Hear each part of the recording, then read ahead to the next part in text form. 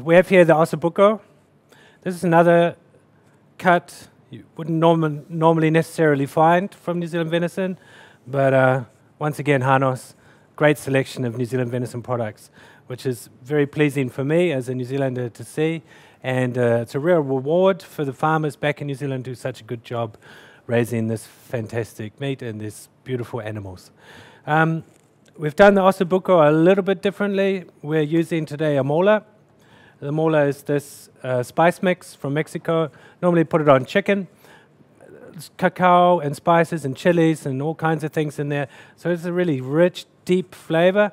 So we're not necessarily doing a classic ossobuco dark jus sauce or something like that. Today we're using this slightly spicy, rich flavor from Mexico. So we're just going to have some marinated tomatoes with a bit of coriander and a little bit of mint and a little bit of chili and a bit of lime juice, and then we have polenta for the cornmeal, so kind of like a homage on Mexico, but with ossobuco, which is lovely.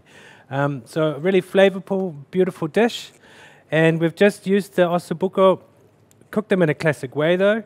So we've taken the ossobuco, they look like this. Perfect little portion. I think it's fantastic. Like I say, it's same as with the cheeks. You can use them as small starter, or you can take two of them, and then you have a main dish. So your options are a lot bigger. There's a lot more things that you can do with it.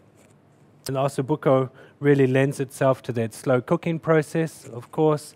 And in this sense, we've used it with the mola. We've just rubbed them with the mola, and then we've seared them off in the pan, and then we've cooked them slowly in the juices with a bit of broth, a little bit of chipotle in there, a bit of onion, a bit of chopped carrot, and some demi-glace just mixed in there, and then just cook them slowly for 2 hours at 130 degrees. They don't need quite as long as the cheeks, so take them out after 2 hours and just make sure you check on them.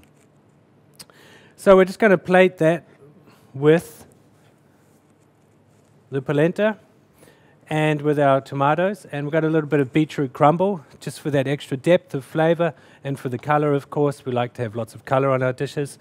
And I've just warmed them up here in the pan with the sauce, and then we're just going to plate it on there. So we'll just take a bit of our polenta and just create a well in the middle. We've put a little bit of curry powder into this polenta. I think that matches nicely and gives it a really rich, beautiful yellow color. We'll just create a wee well in the middle there, and then take one of our ossobuco out of the pan,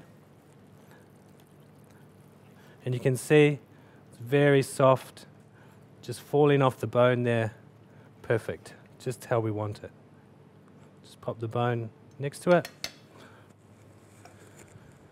and then always forget to take the spoon with me. We'll just spoon over a bit of the sauce and make sure we have lots and lots of that beautiful, rich ossobuco sauce on our dish.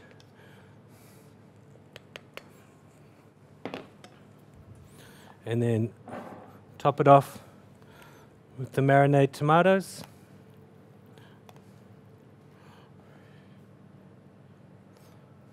And once again, we have it's not a complicated dish, but it's oh so pleasing in terms of its flavors.